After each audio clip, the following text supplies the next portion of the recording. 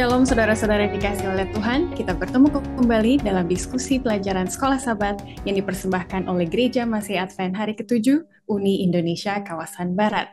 Di pelajaran yang ke-8 dengan judul Pengharapan Perjanjian Baru, kita akan melihat bagaimana Yesus telah mati, Yesus telah bangkit, dan bagaimana Rasul dan para orang Kristen mula-mula menyikapi kabar baik ini, yang tentunya adalah kabar baik bagi kita juga. Apa yang bisa kita pelajari dari mereka selama mereka bergumul dengan kabar baik ini dan juga kenyataan bahwa kematian masih ada walaupun Yesus telah mati dan telah bangkit bagi semua orang.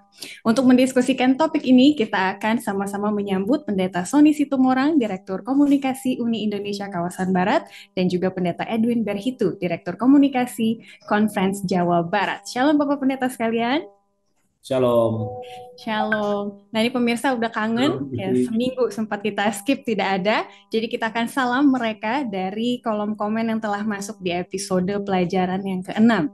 Ada Jemaat RCC di Jakarta, Jemaat Titawai Maluku, Jemaat Kampar Kota Marudu di Sabah, Gereja Tambulion Kota Belut di Sabah juga, Jemaat Noongan Langowan Minahasa, Jemaat Tataran di Minahasa, Jemaat Setia Budi di Palu, Jemaat Morugion di Sabah, Gereja Rangalau di Kota Belut, Sabah, Jemaat Wanea Rike di Manado, Gereja Lido di Sabah, Jemaat Galilea di Timika, Papua, Jemaat Taman Harapan Suwaan, Minahasa Utara, dan juga Jemaat Moria di Tanjung Kasa. Wah, banyak sekali kali ini yang saya bacakan jemaatnya. Ada tanggapan dari Pendeta Sony Situmorang, terutama minggu kemarin mungkin pemirsa menanyakan kok nggak ada nih diskusi Sekolah Sahabat. Lagi sibuk apa Pendeta di Uni? Silakan. Baik, minggu lalu agak sedikit sulit kita punya komunikasi karena ada pelayanan khusus keluar, ada theological forum waktu itu dan memang sangat sulit ya Ivy ya. Kemudian juga ada kegiatan lain. Jadi mohon maaf para pemirsa, tapi kita usahakan tidak akan lewat satu minggu pun ke depannya. Terima kasih. Amin. Terima kasih. Dan Pendeta Edwin Berhitu, selamat datang kembali. Pendeta melihat jemaat-jemaat yang banyak menyampaikan salam di kolom komen. Pendeta ada kesan tersendiri tidak?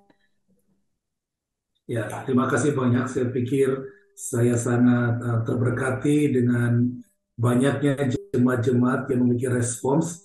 Tentunya kita boleh tumbuh bersama dengan diskusi Sekolah Sahabat ini. Bapak, Ibu, para pemirsa, di mana berada, dan kita sekalian, moga-moga hati kita lebih terangkat dengan Tuhan. Itu saja ini. Amin. Karena selama minggu-minggu ini kita bahas mengenai pengharapan.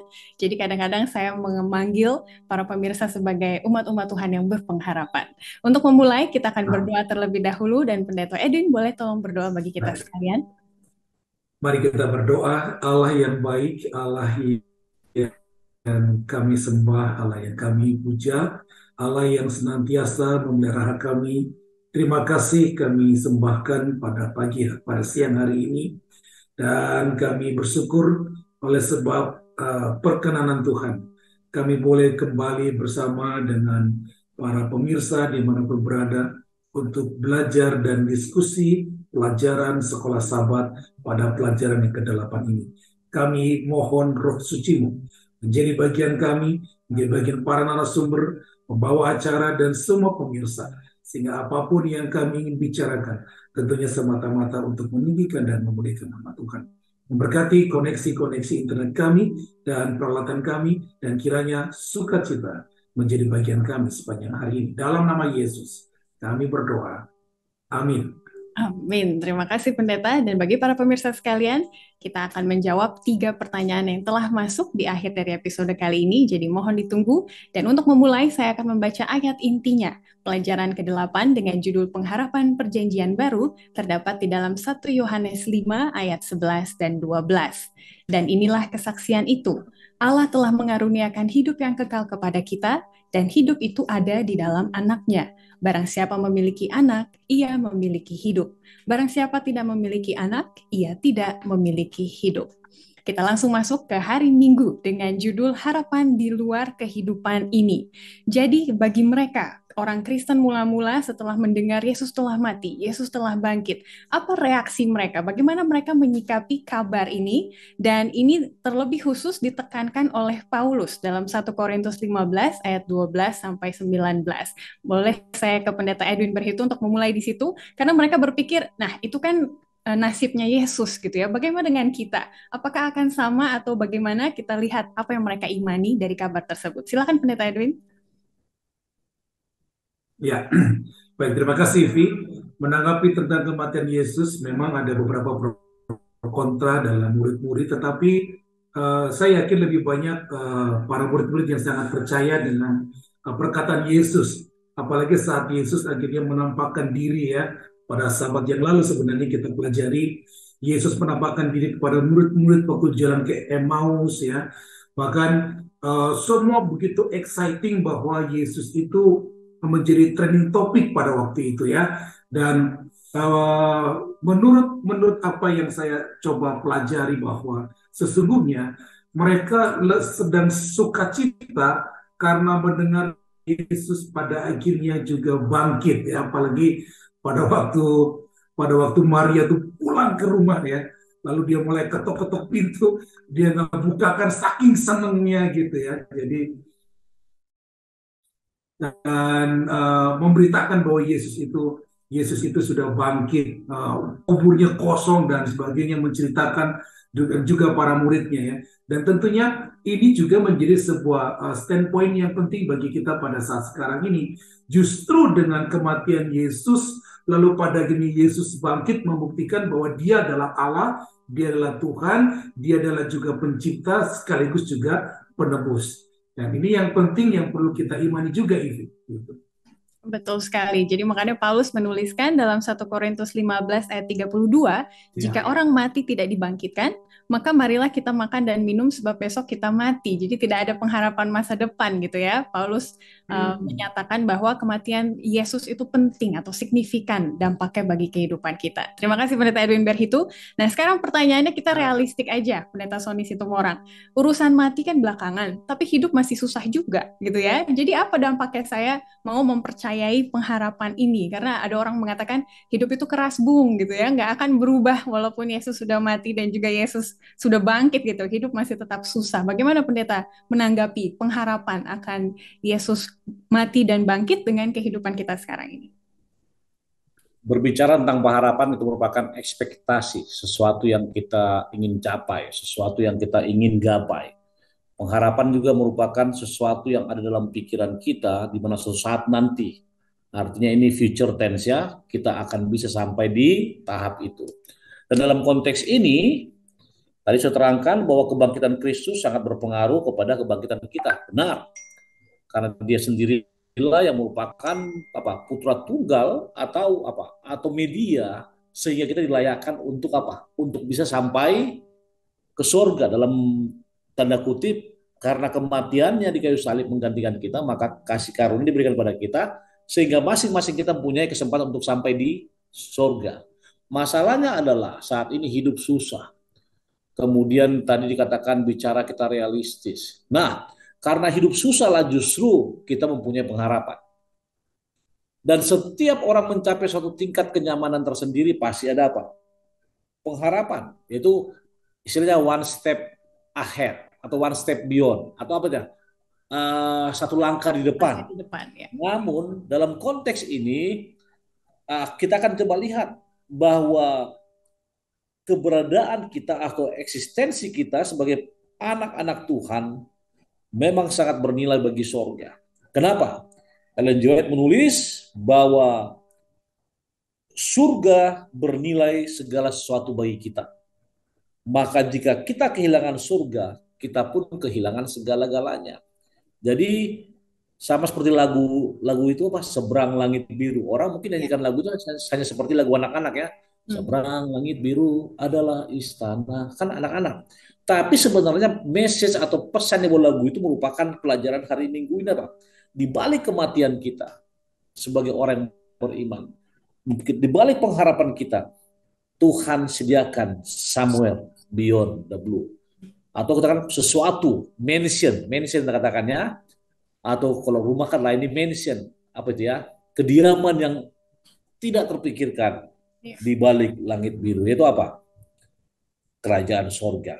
Intinya kita bersyukur Yesus telah mati bagi kita, dan kita percaya pengharapan tersebut akan kita miliki bila mana kita tetap setia dan beriman kepadanya. Terima kasih.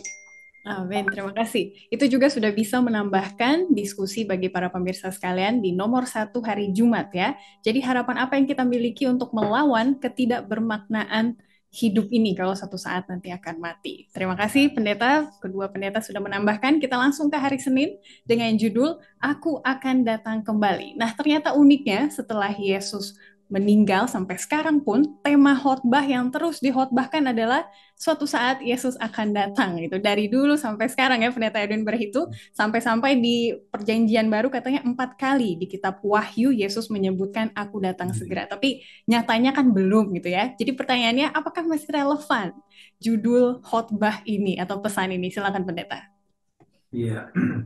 Jadi sejak dari kecil kita gitu ya, saya kecil sudah ada khotbah Yesus kan datang, Yesus kan datang. Dan memang itu sebagian tuduhan dari 2 Petrus 3 ya, ayat 9 sampai 10 bahwa sejak zaman bapak-bapak dulu juga kesudahan zaman akan berakhir.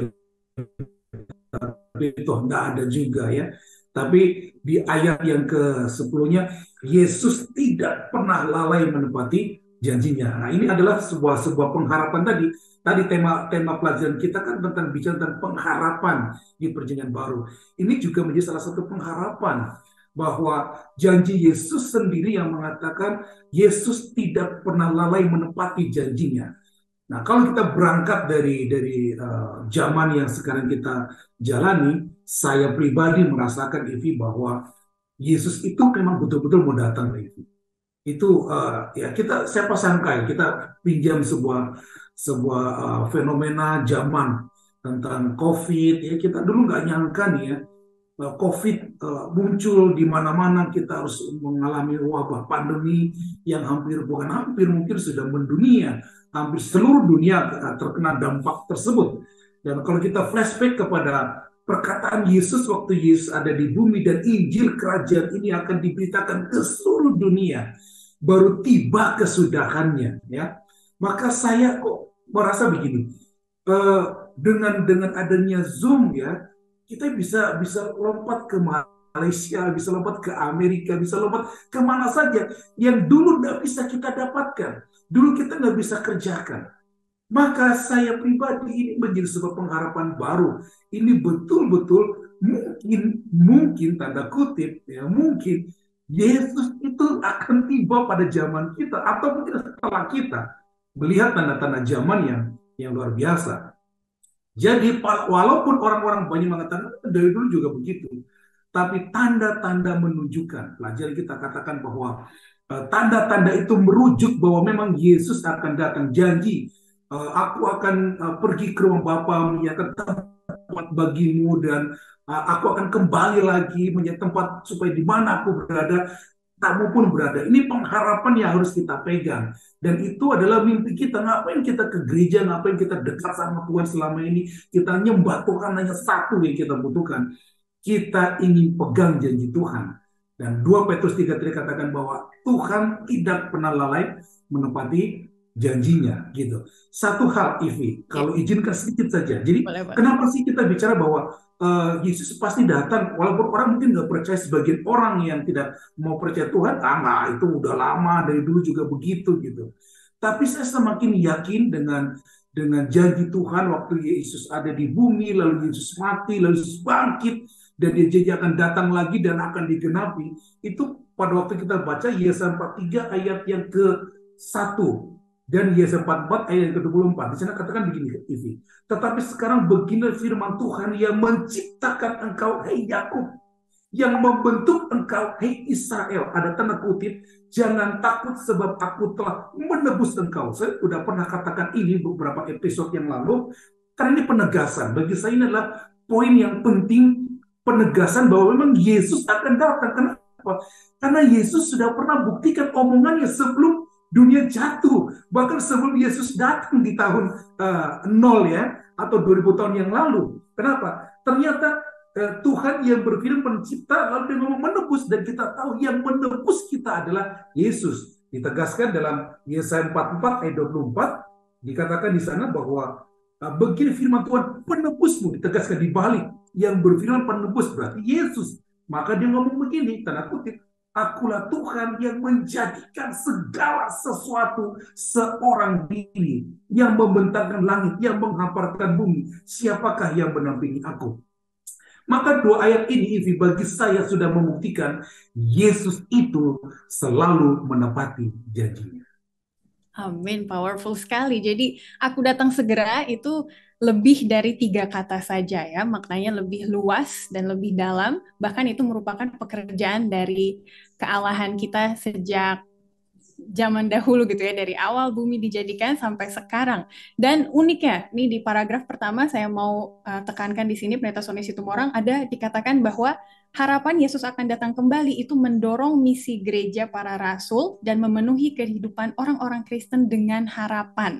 Bagaimana kita bisa belajar dari peran atau pengaruh dari kata-kata aku datang segera ini kepada orang-orang Kristen mula-mula dengan kita sekarang yang mulai mengeluh, dengan kita yang mulai antipati gitu kalau mendengarkan khotbah tentang Yesus akan datang kembali. Silakan Pendeta Komben. Baik, terima kasih. Penulis pelajaran Alberto Tim mengatakan bahwa banyak orang Kristen mengeluh. Katanya ditunda, katanya. Pertanyaan saya adalah siapa yang ditunda? Oke, jadi para pemirsa, saya mau ajak kita punya konsep berpikir bukan tunda. Siapa yang nunda? Tidak ada satu ayat pun di Alkitab yang mengatakan tunda. Oke, tapi perasaan kita mengatakan seolah-olah ada penundaan.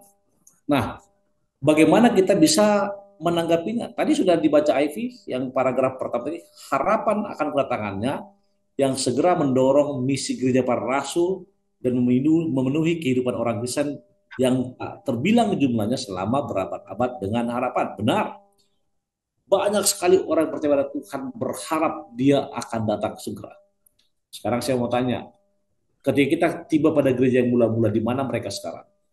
Mungkin para pemirsa akan bisa melihat, oh mereka sudah mati. Benar, masa mereka sudah selesai.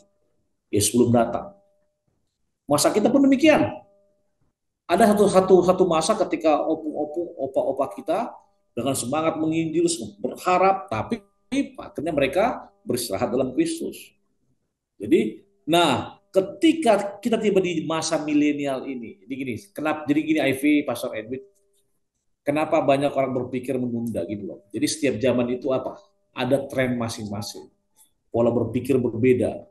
Dari zaman baby boomers, X, Y, Z, semua segala macam. Ada dia punya apa berpikir. Nah sekarang di zaman kita ini orang berpikir lebih banyak pakai logika.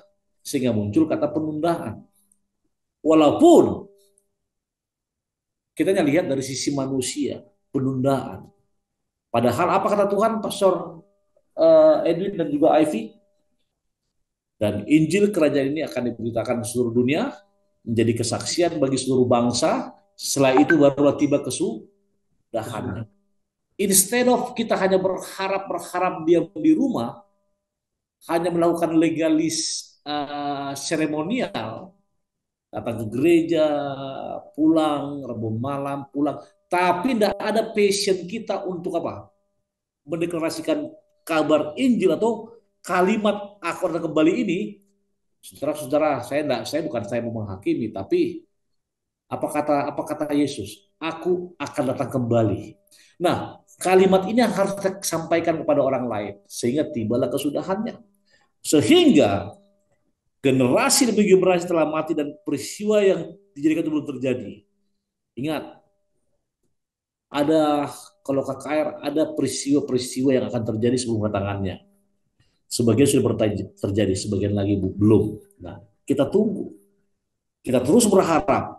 Bahkan saya ingin katakan kepada para pemirsa kita semua, kita terus berharap selama Tuhan masih memberikan kepada kita kesempatan untuk apa? Untuk bernafas hidup. Kenapa? Karena janji Yesus adalah pasti. Coba Ivy baca paragraf kedua bagian akhir dari dari Tuhan. Tuhan tidak lalai menepati janjinya, sekalipun ada orang yang menganggapnya sebagai kelalaian. Tetapi ia sabar terhadap kamu, karena ia menghendaki supaya jangan ada yang binasa, melainkan supaya semua orang berbalik dan bertobat. Itu intinya, supaya semua orang kembali bertobat, tidak binasa, dan akan banyak di sorga. Jadi bukan penundaan, tapi mari kita deklarasikan kata aku datang segera kepada semua makhluk seluruh dunia, setiap orang yang kita temui. Itu dari saya, Ivy. Terima kasih. Oke, jelas sekali. Jadi pemirsa bagaimana selain mengeluh dan juga antipati, apa yang bisa kita lakukan? Boleh di-share di komen di bawah ataupun dibawa ke diskusi UKSS masing-masing. Kita akan lanjut ke hari Selasa dengan judul Aku Akan Membangkitkan Dia. Jadi tadi saya suka dengan Pendeta Edwin Berhitu mengatakan ada trending topik ya Pendeta. Trending topik yang pertama di hari Minggu pada zaman itu adalah bahwa ada kebangkitan Yesus. Yesus sudah bangkit gitu ya. Terus yang berikutnya katanya ia akan datang lagi itu hari Senin. Dan sekarang hari Selasa dikatakan ada kehidupan abadi bagi mereka yang percaya kepada Yesus yang sudah bangkit itu. Nah, ini pertanyaannya kita masuk ke Yohanes 6 ayat 26 sampai 51 ya. Bagaimana kebangkitannya itu berhubungan dengan konsep bahwa ada suatu kehidupan abadi yang dikaruniakan Tuhan kepada kita. Silakan Pendeta. Iya. Jadi kebangkitan Tuhan Yesus adalah menjadi sebuah tolok ukur dari kehidupan Kristen. Kalau tadi kita hidup ujungnya hanya mati, maka untuk apa kita berpengharapan? Kan seperti itu. Tapi ternyata dengan adanya kebangkitan Yesus, bahkan saat itu akhirnya menjadi sebuah trending topik tadi ya, tanda kutip ya. Murid-murid begitu exciting dan banyak orang menampakkan diri kepada banyak orang Yesus itu 40 hari pasca kebangkitannya. Nah, ini juga menjadi sebuah apa namanya harapan lah bagi kita pada hidup pada zaman sekarang ini, karena Yesus sudah bangkit, Yesus sudah menang, bahkan Yesus akan datang kembali menjemput orangnya, bahkan menjemput semua orang yang dikasihnya, termasuk Anda dan saya. Kalau kita hidup benar, makanya kita nggak perlu takut. Kalaupun kita mati, maka kita punya satu pengharapan kehidupan di balik kematian. Dan ini merupakan sebuah doktrin Alkitab yang sangat dahsyat. Kalau orang lain mungkin ya sudah mati ya mati, sudah nggak ngerti apa-apa dan sudah nggak punya apa-apa apapun lagi. Nggak ada harapan yang nggak ada sesuatu yang diharapkan di balik kematian. Tapi bagi kita sebagai orang yang percaya kepada Tuhan, kebangkitan Yesus itu menjadi sebuah kuasa. Karena Yesus sudah bisa bangkit dan menjadi raja di atas segala raja, maka ia juga akan membangkitkan setiap orang yang mati di dalam Kristus. Dan ini yang dimaksud pengharapan di perjanjian baru. Kenapa? Ini yang kita nanti-nantikan. Jadi kita nggak perlu takut dan khawatir saat ada keluarga kita yang sudah mati dalam Kristus, atau juga nanti kita. Ya, saya sering bercanda dengan istri saya, Pendeta Sony, nggak usah takut. Kenapa kalau besok mati sudah bakar saja? Lu nanti gimana? Kamu dibangkitkan enggak? Susah dibakar. Nggak apa-apa saya bilang begitu. Kita punya pengharapan. Apa Tuhan nggak bisa jadikan kita lagi dari debu? Karena pelajaran yang lalu katakan, rohnya kembali kepada Allah. Apa artinya? Personal identity kita yang kembali kepada Allah. Tinggal dipanggil. Makanya ada lagu, apa? Bila namaku dipanggil, bila namaku dipanggil, nama kita dipanggil, itu yang rohnya kembali kepada Allah. Jadi kita khawatir mau besok mati, mau matinya mau dibakar, mau apa, enggak masalah. Dia ya agak ketak. Saya aja berpikir, kalau dikubur nanti, oh istri nangis terus datang ke kuburan ya, maka saya udahlah nanti kalau saya mati bakar aja, kremasi saja, saya bilang gitu ya. Karena apa? Yesus sudah bangkit. Dan dia punya kuasa membangkitkan dari mana saja. Mau orang yang kecemplung di laut, mau orang yang tenggelam, orang yang mati kebakar karena pesawat jatuh, mau apapun saja. Kita punya pengharapan saat Yesus datang kedua kali. Kita juga dibangkitkan. Makanya Paulus kata, hai maut di mana sengatmu? Kenapa? Maut sudah kalah. Karena Yesus sudah menjadi raja segala raja. Tinggal deklarasinya saat dia datang kedua kali. Gitu ini. Iya, lengkap sekali pendeta dengan ilustrasi yang menarik ya, membantu kita untuk mengerti lebih tepat lagi akan konsep ini. Jadi kematian bukanlah akhir dari segalanya, karena fakta bahwa Yesus sudah bangkit itu adalah harapan atau pintu terbuka bagi kehidupan abadi yang Yesus tawarkan bagi kita. Oke, kita lanjut Pendeta Sony. Ini di Yohanes 6 ayat 47 dikatakan, sesungguhnya barang siapa percaya, ia mempunyai hidup yang kekal. Ini kan present tense gitu ya, atau kata sekarang. Berarti apakah artinya karunia hidup kekal itu sudah menjadi kenyataan saat ini bagi kita? Tolong bantu kita mengerti dalam hal itu, Pendeta. Barang siapa percaya, ia akan memperoleh hidup yang kekal. Akan atau ia memperoleh? Ia mempunyai, sudah. Ia mempunyai. Iya. Oke. Sekarang pertanyaannya adalah percaya kepada siapa? Sudah pasti kita akan jawab kepada pribadi yang telah mati untuk kita. Apalagi? Coba di paragraf terakhir dikatakan gambar yang jelas, tanpa Kristus seseorang tidak memiliki hidup kekal. Oke, jelas ya? Tanpa Kristus seseorang tidak akan memiliki hidup yang kekal. Coba baca lanjutkan ya Ivy. Tetapi bahkan setelah menerima Kristus dan memiliki jaminan hidup kekal, kita terus untuk saat ini menjadi manusia fana dan karena itu tunduk pada kematian alami. Pada kedatangan yang kedua, Yesus akan menghidupkan kita kembali dan pada waktu itu Ia akan memberikan kepada kita karunia hidup yang kekal yang sudah menjadi milik kita. Terus. Karunia itu dijamin bukan karena kekekalan jiwa yang alami, melainkan karena kebenaran Yesus yang datang pada kita melalui iman kepadanya. Barang siapa percaya, ia memiliki hidup yang kekal. Bagian akhir dikatakan, karunia itu dijamin bukan karena kekalahan jiwa yang alami, melainkan karena kebenaran Yesus yang datang pada kita melalui iman kepadanya. Percaya itu berhubungan dengan iman. Dalam bahasa Greek itu apa? Pisteo. Saya selalu katakan pistis ya. Pisteo atau pistis. Dalam bahasa Ibrani itu apa? Pneuma. Apa? Kalau dalam bahasa Indonesia percaya itu apa? Trust. Atau terpercaya mungkin loyalty. Tapi dalam bahasa Alkitab apa saya katakan dulu? Dari kata faithfully ya.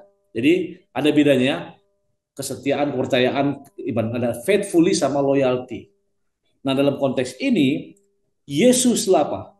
Yesuslah jaminan hidup kita. Tanpa Yesus kita tidak akan memiliki hidup kekal. Lalu kita masuk pertanyaan.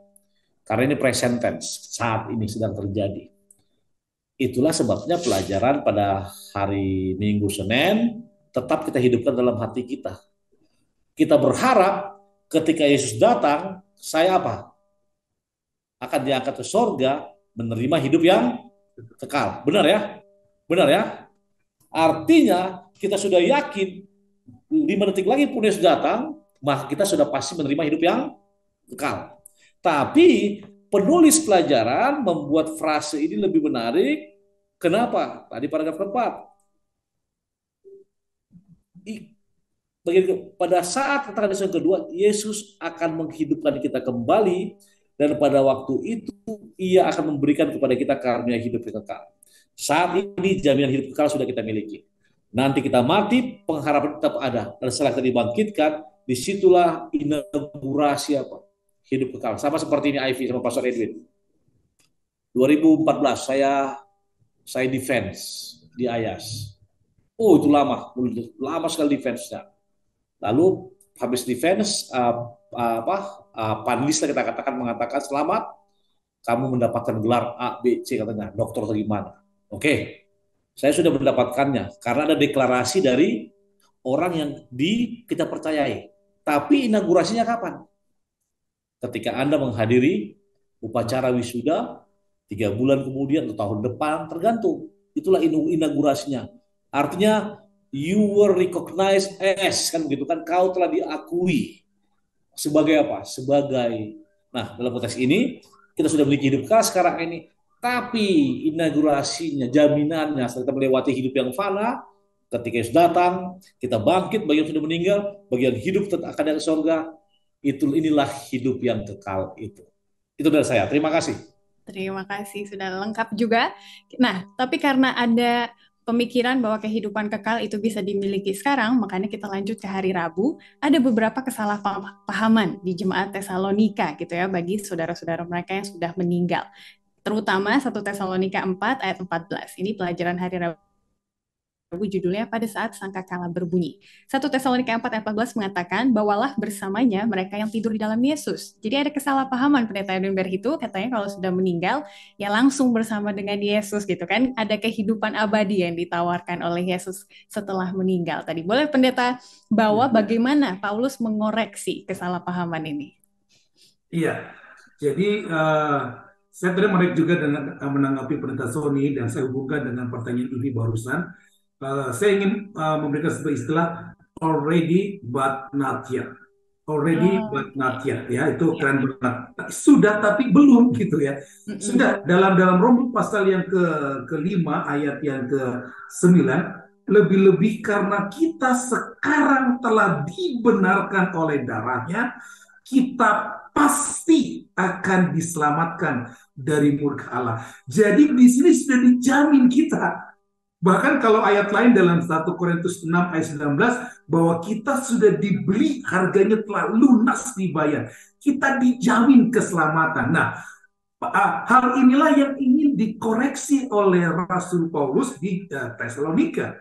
Bahwa karena seringkali orang berduka cita yang begitu dalam, sehingga ia coba untuk memberikan pemahaman yang benar. Bahwa yang dimaksud akan ada kehidupan itu kehidupan setelah nanti sangkakala Allah berbunyi. Kapan? Tadi Pendeta sudah katakan dalam ilustrasi inaugurasi ya, kita dijamin sudah already keselamatan, hidup yang kekal sudah already, but not yet. Kenapa? Ya belum tadi. Kenapa? Kita butuh usaha yang sungguh-sungguh untuk boleh dekat dengan Tuhan, hidup dalam kebenarannya, sehingga kata yang disebut oleh orang Tesalonika itu yang salah paham tadi diluruskan oleh Paulus bahwa itu benar, tapi nanti saat Yesus datang untuk kedua kali, saat sangkakala Allah berbunyi, betul kita akan mendapati satu kehidupan baru, kehidupan yang kekal, tapi dengan syarat tadi percaya kepada Tuhan. Gitu. Yeah. Ilustrasi already but not yet. Itu mengingatkan saya kemarin ada ilustrasi kredit card ya Pendeta. Jadi sudah dibayar tapi sebenarnya belum dibayar gitu kan. Nanti seperti itu. Jadi banyak ilustrasi yang bisa membantu kita untuk mengerti konsep ini. Apa pesan spesialnya Pendeta dari pelajaran ini, terutama bagi mereka yang merasakan sakit hati karena ditinggalkan orang yang dicintai karena sudah meninggal terlebih dahulu. Karena kita tahu pada upacara pemakaman atau penghiburan sering sekali 1 Tesalonika 4, 1 Korintus 15 gitu ya dibawa-bawa terus. Jadi Pendeta Sony Situmorang boleh tekankan sekali lagi pengharapan terutama bagi mereka yang udah terlampau di bawah perasaan gitu ya. Maksudnya baper dalam arti sangat berduka gitu. Jadi diperlukan kekuatan khusus ini. Pendeta Sony Situmorang boleh bawa kita ke situ. Ketika acara pekuburan maka salah satu ayat yang diambil adalah 1 Tesalonika pasal 4 ayat 13. Namun sebelum sana perlu saya garis bawahi bahwa orang Tesalonika merupakan anggota jemaat Rasul Paulus yang sangat unik. Saya katakan unik, nanti para pemirsa cari sendirilah ya sepanjang waktu. Intinya mereka mempunyai idealisme, mereka mempunyai keyakinan adalah perpaduan iman, saya kutip iman Yahudi sama iman mereka ya, sehingga perlu dibenahi. Nah, ketika tadi Ivy mengatakan apa harapan tersebut, maka Ivy boleh baca Ivy paragraf ke-4 dan 5. Jika jiwa orang benar yang telah mati sudah bersama Tuhan di surga, Paulus tidak perlu menyebut kebangkitan terakhir sebagai harapan Kristen. Dia bisa saja menyebutkan bahwa orang benar sudah bersama Tuhan. Tetapi sebaliknya, dia mengatakan bahwa mereka yang tidur di dalam Yesus akan dibangkitkan dari kematian pada akhir zaman. Harapan dalam kebangkitan terakhir membawa penghiburan bagi orang-orang Tesalonika yang berduka. Harapan yang sama dapat membantu kita menghadapi dengan percaya diri saat-saat menyakitkan ketika cengkeraman dingin kematian merenggut orang yang kita cintai dari kita. Kembali kata harapan, hope. Saya lebih suka kata hope daripada expect ya. Hope artinya apa? Hope ini adalah suatu harapan yang disertai dengan iman, ya. Artinya kalau expect itu sesuatu yang diinginkan, tapi harapan dan disertai dengan iman. Dan sangat jelas dikatakan, ketika seorang beriman meyakini ayat ini dan mereka mengetahui apa yang terjadi pada zaman Yesus, dan ketika orang percaya sudah meninggal, maka saya terus terang, saya ingin kutip satu kalimat Paulus yang mengatakan apa? Bagiku hidup adalah Kristus dan mati adalah apa? Keuntungan. Keuntungan. Mati dalam konteks ini adalah apa? Beristirahat atau tidur. Itu sebabnya Ivy sekarang, sorry para pemirsa, bukan saya mau mengkoreksi, namun di surat kabar, di media, di mana-mana sering orang salah apa? Salah, bukan salah ya, kurang tepat. Telah berpulang ke rumah Bapa di surga. Pernah nggak dengar itu? Ya kan? Kembali kepada pangkuan Bapa di surga. Seolah-olah ada kehidupan lain setelah kematian, dalam arti mereka ada komunitinya, ada eksistensinya. Namun sangat jelas dikatakan di sini, jika orang benar telah mati bersama Tuhan, maka dia akan dibangkitkan pada saat datang Yesus. Dan harapan harapan kita untuk membantu kita menghadapi orang-orang atau pribadi yang kehilangan orang yang dikasihinya, memang secara manusia akan sulit. Namun sebagai orang beriman, kita harus yakini, harus imani, harus percayai bahwa Yesuslah harapan yang kekal tersebut. Dan kita akan bertemu dengan orang tersebut ketika kita sampai di surga yang baka. Untuk lebih lanjut, saudara bisa baca nanti 1 Tesalonika pasal 4 ayat 13 sampai yang ke-18. Di bagian akhir dikatakan apa? Karena itu hiburkanlah seorang akan yang lain dengan perkataan-perkataan ini. Itu dari saya, Ivy. Terima kasih. Amin. Dan untuk lebih lanjut lagi, bisa baca 1 Korintus 15 ayat 12 sampai 19 dan menjawab pertanyaan nomor 4 di hari Jumat. Itu akan lebih melengkapi diskusi kita tadi. Terakhir, kita akan ke hari Kamis dengan judul Pertemuan Kekal. Ini trending topik terakhir dalam pelajaran kita minggu ini. Bukan hanya Yesus sudah bangkit, ternyata ada harapan kehidupan abadi bagi kita, tapi akan ada the great reunion. Ada akan reuni besar-besaran dengan orang-orang yang sudah mendahului kita. Tapi ini merupakan sebuah misteri, karena ada kesalahpahaman lain juga ya, Pendeta Edwin Berhitu, dalam konsep pengangkatan rahasia. Jadi sebenarnya yang benar itu yang misteri yang dimaksudkan oleh Paulus itu seperti apa, Pendeta? Silakan. Iya, jadi sebenarnya Paulus ingin mengatakan tidak ada namanya pengangkatan misteri. Ya, semua mata memandang dan semua orang akan melihat kemuliaan Allah itu. Tadi Dasodi sudah katakan bahwa menjelaskan tentang kesalahpahaman yang di Tesalonika, bukan saat itu juga orang langsung kembali kepada Bapa di pangku seperti ilustrasi Abraham dengan Lazarus ya, begitu mati dan langsung di pangku, tidak begitu juga. Lalu pada pertemuan kekal juga yang dimaksudkan ini, misteri bahwa nanti dipanggil, ditinggalkan yang satu diangkat, tertinggal bajunya dan sebagainya, tidak. Justru Paulus ingin tegaskan hal itu nanti terjadi dan semua mata akan memandang, dan semua ini gak ada rahasia. Kalau rahasia, ngapain kita hidup kalau hanya rahasia-rahasia? Allah ingin semua terbuka, semua menjadi sebuah kenyataan yang bisa dimiliki oleh semua umat Tuhan. Justru sebaliknya, Paulus ingin menekankan bahwa dalam sekejap mata kita diubahkan. Ya, kita akan diubah pada saat Yesus datang kedua kali, dan itu bukan rahasia. Tidak ada Yesus ungkapkan rahasia. Tidak ada satupun yang disembunyikan oleh Allah atau oleh Yesus, junjungan kita, juru selamat kita. Semua akan dibuka. Jadi nggak ada. Paulus ingin menekankan tidak ada, justru dari tempat penjuru angin, mata angin penjuru dunia itu, semua akan melihat kemuliaan Allah turun, lalu membuat sesuatu yang baru, ya, kemuliaan yang baru bagi umat-umat Tuhan yang tadi istilah seperti itu apa tadi, Pastor? Inaugurasi, ya. Disitulah saat inaugurasi itulah perubahan sekejap mata yang mungkin tidak sempurna jadi sempurna dan sebagainya. Tapi itu nanti, ya, bukan akhirnya tiga orang muncul hilang satu tinggal di bawah. Enggak, itu tidak seperti itu. Nah, terima kasih Pendeta Edwin. Tadi ada satu misteri lagi yang sudah ditekankan, yaitu bagaimana suatu saat nanti kita akan diubahkan gitu ya, menjadi sempurna. Ini pertanyaan nomor 2 di hari Jumat, Pendeta Sony Situmorang. Kalau suatu saat nanti kita akan diubahkan menjadi sempurna, kenapa capek-capek gitu sekarang ya? Kita berusaha menuju kesempurnaan gitu, karena Bapa kita di surga adalah sempurna. Boleh Pendeta tanggapi pertanyaan nomor 2 ini?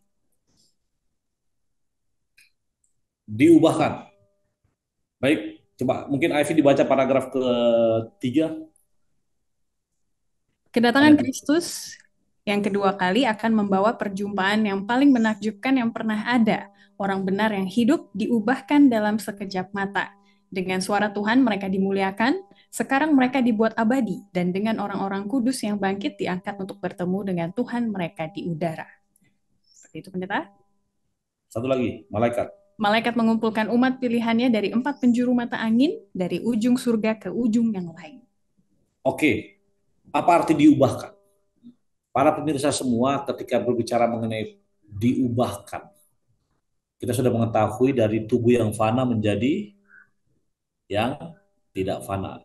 Ya. Tubuh yang jasmani yang mati menjadi jasmani yang kekal. Namun kenapa kita perlu capek-capek katanya? Terus terang saya mau katakan yang diubah itu apa? Lalu ada satu yang tidak diubah, apa itu kira-kira? Para pemirsa. Kalau pemirsa baca Alkitab, maka itu apa? Mengarah kepada tabiat. Ya, tabiat kita. Tabiat kita. Nah, di sana itu apa? Iman, pengharapan dan kasih. Kan begitu ya?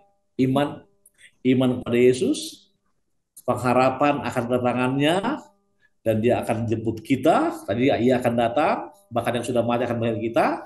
Dan kasih yang kita rasakan di dunia ini yang merupakan manifestasi kasihnya akan lebih lengkap lagi ketika Anda, saya, saudara tiba di mana? Di sorga yang bakal.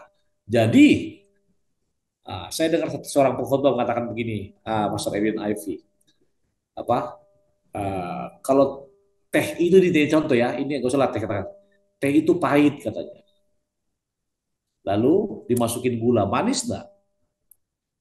Belum tentu manis. Harus diaduk-aduk dulu kan, ya kan? Kadang-kadang Tuhan membiarkan hidup kita diguncang-guncang supaya kita melakukan yang manis katanya. Nah, ini analogi atau ilustrasi ini ada sedikit related dengan diubahkan. Para pemirsa semua yang diubahkan itu apa? Kita punya tubuh dari yang binasa menjadi yang tidak binasa. Namun ingat, saya tidak tahu nanti bagaimana implementasinya ya. Saya yang agak sedikit putih, sama Pastor Edwin putih, Ivy yang sudah putih, tapi ada juga lebih putih. Ya kan? Ada teman saya yang agak tinggi, ada yang tinggi, nggak tahu bagaimana perubahannya. Itu sebabnya kalau kita baca Alkitab, apa yang tidak pernah dengar oleh telinga, dilihat oleh mata, dipikirkan oleh pikiran, itulah akan kita lihat di sorga. Intinya, kita bukan capek, tapi apa? Kita sekarang sedang berjuang mempertahankan iman kita.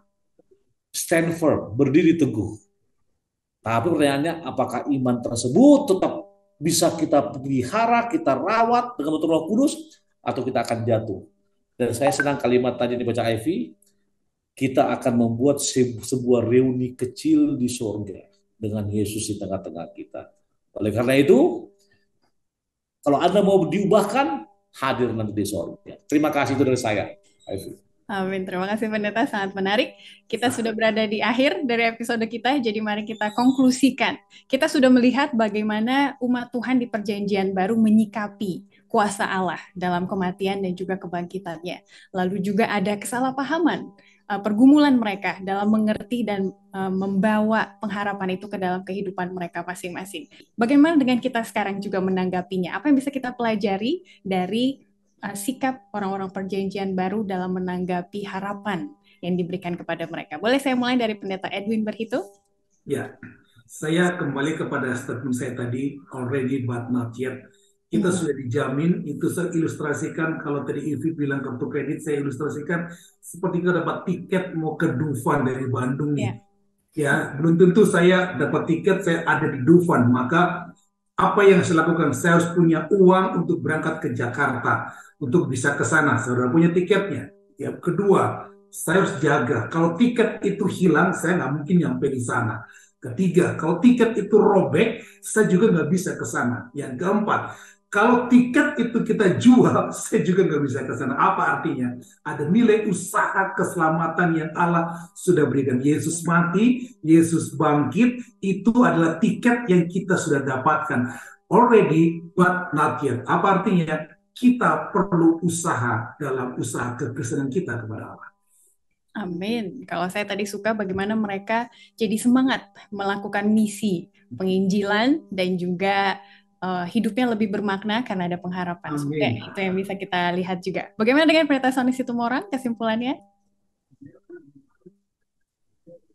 Baik, kita percaya bahwa mereka yang telah mati dalam Yesus akan dikumpulkan Allah bersama-sama dengan Dia.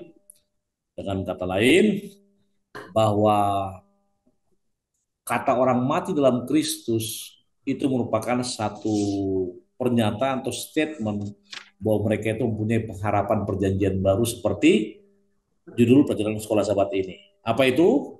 Dan inilah kesaksian itu, aku telah mengaruniakan hidup kekal kepada kita, dan hidup itu di dalam anaknya itu Yesus, dan barang siapa memiliki anak, dalam konteks ini percaya kepadanya, memiliki hidup, dan barang siapa tidak memiliki anak atau percaya kepadanya, ia tidak memiliki hidup. Satu kalimat terakhir, ketika kita percaya kepada Yesus, imani, yakinilah, pengharapan yang mulia bukan hanya berlaku kepada sidang di Tesalonika, tapi kepada semua orang Kristen dimanapun mereka berada di seluruh dunia. Terima kasih, itu dari saya. Amin. Kita akan langsung menjawab 3 pertanyaan yang telah masuk dari para pemirsa sekalian. Terima kasih untuk partisipasinya. Yang pertama saya tujukan kepada Pendeta Sony Situmorang ya. Pendeta, minggu lalu kita sempat miss satu episode, tapi dari Matilda Rose ditanyakan waktu Yesus mati, ada kubur terbuka. Di manakah mereka? Silakan Pendeta dijawab secara singkat, padat, dan jelas. Kalau saudara baca Matius 25:70, 50, Markus 5:37, Lukas 3:46, semua Alkitab di sana ketika Yesus mati, Bangkit. maka ada gempa bumi. Tirai terbelah ya, gelap gulita. Nah, karena gempa tersebut, maka kubur-kubur yang dulu bukan kubur-kubur seperti sekarang ini, tapi seperti dalam goa, ada goncangan. Terbelahlah batu, terbukalah kuburan pada gelap gulita di siang bolong tersebut. Dan inilah menandai kematian Yesus. Jadi ketika berbicara kepada orangnya, tidak ada satupun ayat Alkitab yang mengatakan bahwa ada orang bangkit di situ. Jadi kubur-kubur terbuka. Makanya saya agak sedikit bingung, yang mana mungkin saya kurang, tapi inilah yang bisa jawab. Jadi kuburnya terbuka. Jadi kubur yang mana? Kubur yang ada di sekitar Golgota ya, sama yang ada di situlah. Tapi di manakah mereka? Mungkin koreksi saya Ibu Matilda Rose, apakah ada orang pribadi yang dibangkitkan pada saat itu? Terima kasih dari saya. Kita lanjut ke pertanyaan dari Bob Svik. Saya tujukan ke Pendeta Sony Situmorang lagi. Bagaimana dengan Henok, Pendeta, yang tidak mengalami kematian, tapi dia tetap hidup kekal gitu, walaupun dia pernah jatuh ke dalam dosa. Jadi validasinya di mana gini? Orang berdosa bisa naik ke surga langsung. Silakan. Saya senang kata validasi. Benar. Setiap satu pencapaian pasti ada validasi ya. Kalau kita menulis tesis, skripsi, disertasi, harus data yang kita miliki harus ada Harus ada validasinya, divalidasi bahwa ini bukan hoax, bahwa ini bukan karangan, tapi ada validasinya. Lalu bagaimana dengan Henok tidak mengalami kematian, padahal dia hidup di dunia yang sudah jatuh dalam dosa? Pertanyaannya adalah dia diangkat ke surga kan begitu? Siapa validatornya? Siapa? Bapa di sorga. Jadi ketika kita tanyakan, kok Henok berdosa, tapi diangkat ke sorga? Validatornya siapa? Yesus. Bahkan Alkitab dengan jelas mengatakan bahwa Henok hidup bergaul dengan Allah. Kalimat bergaul luar biasa, bergaul dengan Allah. Oleh karena itu, sang validator atau yang punya langit, bumi, dan segala isinya melayakkan dia untuk sampai di sorga. Ibu, Pak Bob, hanya itu yang bisa saya jawab. Artinya, saya pun demikian. Bukan pendeta yang mengatakan Ivy masuk surga, pendeta Edwin masuk neraka, atau pendeta Sony masuk neraka, bukan. Bukan juga siapa? Hanya siapa? Tuhan kita. Karena dia yang mengetahui kita boleh masuk surga atau tidak. Namun kepada masing-masing kita sudah diberikan apa? Tiket tersebut ya. Hanya tinggal kau bisa jaga atau menggunakannya ketika dia datang. Terima kasih. Itu dari saya, Ivy. Terima kasih. Pertanyaan terakhir untuk Pendeta Edwin Berhitu dari Bapak Bremi Sondak. Di Kejadian 3, sepertinya kata-kata si ular lebih benar gitu daripada kata-kata Allah ya, karena buktinya Adam dan Hawa tidak langsung mati. Jadi boleh tolong pendeta kasih pencerahan bagaimana kata-kata Tuhan dalam mendisiplin manusia itu juga benar adanya. Silakan. Ya, jadi ada makna mati yang tidak dipahami oleh iblis, bahkan oleh orang-orang yang nggak percaya. Artinya pada saat mereka menyentuh bahkan memakan buah itu, mereka mati. Mereka tidak lagi punya kesempatan. Jadi mati kesempatan bertemu dengan Allah face to face. Yang kedua, wujud. Kalau tanya apa, berarti Allah serius. Gara-gara dosa itu mereka keluar dari Taman Eden, bahkan dijaga oleh dua malaikat dengan pedang bernyala-nyala. Bahkan keseriusan Allah bahwa upah dosa adalah maut, ya, tapi hidup yang kekal, kasih karunia Allah ialah hidup yang kekal. Artinya Allah serius bahwa semua orang yang lahir ke dunia pasti mati secara jasmani, ya, mati secara jasmani, tetapi ada satu kasih karunia tadi. Nah, itulah harapan kita. Justru Allah serius dan Allah membuktikan gara-gara makan buah kamu akan mati. Mungkin kalau mereka nggak akan makan buah, mereka hidup kekal di dalam Taman Eden. Ya, malah saking seriusnya Yesus sendiri yang mati dan juga bangkit bagi kita ya. Oke, terima kasih untuk selengkapnya. Kita review pelajaran yang minggu lalu ya. Kita akan berdoa sama-sama untuk menutup kebersamaan kita. Pendeta Sony Situmorang, silakan. Bapa di sorga, terima kasih Tuhan oleh karena pekabaran dan juga pelajaran yang indah. Bahwa ada satu pengharapan di balik kematian orang-orang percaya. Yaitu bila mana mereka percaya kepada Yesus Kristus dan menerima dia sebagai juru selamat pribadinya. Memberkati hambamu, pendeta Edwin, Ivy, dan juga Daniel di belakang layar. Berkati para pemirsa yang menyaksikan acara ini. Curahkan berkat Tuhan yang limpah atas mereka. Sehingga mereka akan boleh merasakan manifestasi kasih sorga terimplementasi dalam kehidupan diri mereka. Berkati juga kami Tuhan dalam kehidupan kami sepanjang hari ini. Terima kasih Bapa, karena kami percaya Engkau akan dengar doa kami yang sederhana ini. Dalam Yesus kami berdoa. Amin. Amin. Terima kasih puji Tuhan untuk pelayanan Pendeta Edwin Berhitu dan juga Pendeta Sony Situmorang. Dan para pemirsa sekalian, terima kasih sekali untuk partisipasinya dari minggu ke minggu. Jika episode ini telah menjadi berkat bagi kita, boleh di like, di komen, dan juga di subscribe supaya tidak terlewat setiap ada episode baru yang muncul di YouTube dari Uni Indonesia Kawasan Barat. Dan boleh juga di-share kepada orang-orang lain. Dan bagi yang suka kontroversial topik, nah ini minggu depan kita akan membahas bagaimana ada hal-hal yang sepertinya bertentangan, bikin bingung, itu semua akan kita bahas sampai kita bertemu lagi di kesempatan mendatang. Tuhan memberkati kita semua.